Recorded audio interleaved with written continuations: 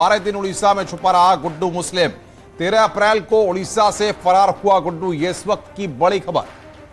तो अपना सामान भी वहां पर छोड़ दिया गुड्डू मुस्लिम ने और वहां से फरार हो गया, भाग गया। पैसे की तंगी से जूझ रहा अतीक का शूटर अकेला ही भाग रहा है गुड्डू मुस्लिम लगातार, जिसे पुलिस ढूंढ रही है। ओडिशा के बाद नहीं मिल रही है लोकेशन, अब कोई लोकेशन नहीं मिल रही है। पहले लगातार अपनी लोकेशन चेंज कर रहा था गुड्डू मुस्लिम ताकि पुलिस के शिकंजे में ना आ पाए, और अकेले ही लगातार गुड्डू मुस्लिम भाग रहा है।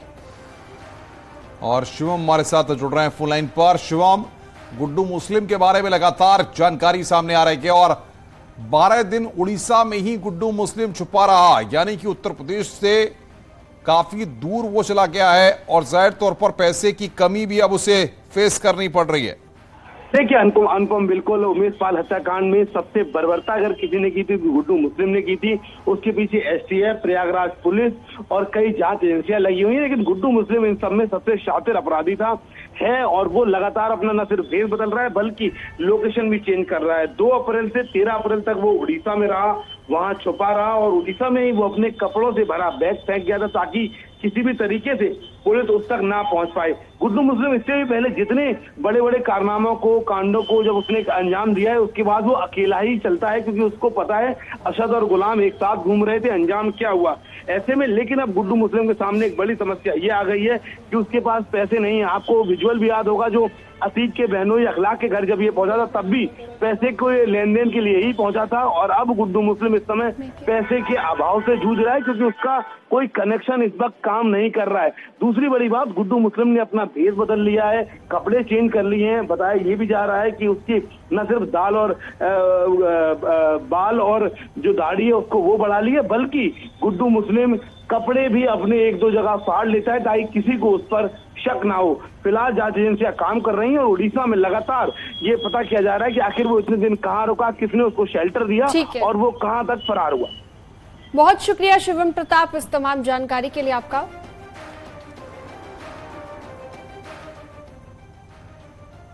तो माफिया अतीक अहमद के 44 साल के आतंक का अंत हो चुका है, लेकिन माफिया अतीक अहमद का गैंग IS 227 रजिस्टर्ड है। इस गैंग में एक समय 160 से ज्यादा एक्टिव मेंबर शामिल थे, लेकिन उमेश पाल शूट आउट के पहले पुलिस ने गैंग के सदस्यों की जो लिस्ट अपडेट की थी उसमें 121 एक्टिव मेंबर बताए गए हैं।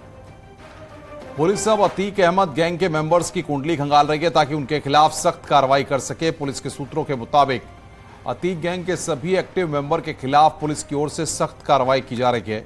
अतीक अहमद के गैंग में प्रयागराज के धूमनगंज, करेली और खुलदाबाद थाना क्षेत्रों के अलावा कैंट और सिविल लाइन के लोग भी शामिल हैं। इसके अलावा पूरा मुफ्ती और कौशांबी में भी अतीक अहमद गैंग में मेंबर एक्टिव थे, जिनकी तलाश पुलिस कर रही है। माफिया अतीक अहमद के 44 साल के आतंक का अंत हो गया है, लेकिन माफिया अतीक अहमद का गैंग IS 227 रजिस्टर्ड था। एक समय बताते हैं कि इस गैंग में 160 से ज्यादा एक्टिव मेंबर थे, लेकिन 9 फरवरी 2023 को उमेश पाल शूट आउट के पहले प्रयागराज पुलिस ने जिस गैंग चार्ट को अपडेट किया है उसके तहत अतीक अहमद गैंग में 121 एक्टिव मेंबर थे। हालांकि अब इस लिस्ट में अतीक अहमद और अशरफ की हत्या हो चुकी है। इसके अलावा पुलिस ने ही 4 आरोपियों को मार गिराया है। इनमें अरबाज, जो अतीक अहमद का ड्राइवर था, उसे सबसे पहले 27 फरवरी को नेहरू पार्क में धूमनगंज थाना क्षेत्र में पुलिस ने इनकाउंटर में ढेर किया था। वहीं इसके बाद उमेश पाल पर पहली गोली चलाने वाला उस्मान चौधरी, उसको भी 6 मार्च को कौधियारा थाना क्षेत्र में पुलिस ने मुठभेड़ में ढेर कर दिया था। जबकि 13 अप्रैल को अतीक अहमद का बेटा असद और शूटर मोहम्मद गुलाम यूपी STF के साथ इनकाउंटर में मारे गए थे। तो इस तरह से कई लोगों के नाम इस लिस्ट से गायब हैं। 6 नाम यही हो गए, लेकिन जो नाम बचे हैं उन सभी नामों को लेकर प्रयागराज पुलिस अब एक्सरसाइज कर रही है। प्रयागराज पुलिस अब गैंग के सभी सदस्यों को तलाश रही है, उनके खिलाफ दबिश दी जा रही है और जिनका भी आपराधिक इतिहास है या फिर अपराध में अभी भी लिप्त है उनके खिलाफ कड़ी कार्रवाई की तैयारी की जा रही है।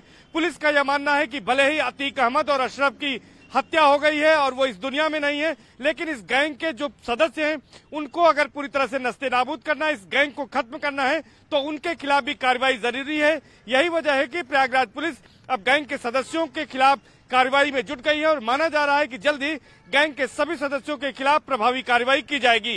कैमरा पर्सन संजीव मिश्रा के साथ सर्वेश दुबे, न्यूज 18 प्रयागराज। खबरों में यहाँ रुकते एक छोटे से ब्रेक के लिए। ब्रेक के बाद खबरों का सिलसिला लगातार जारी है।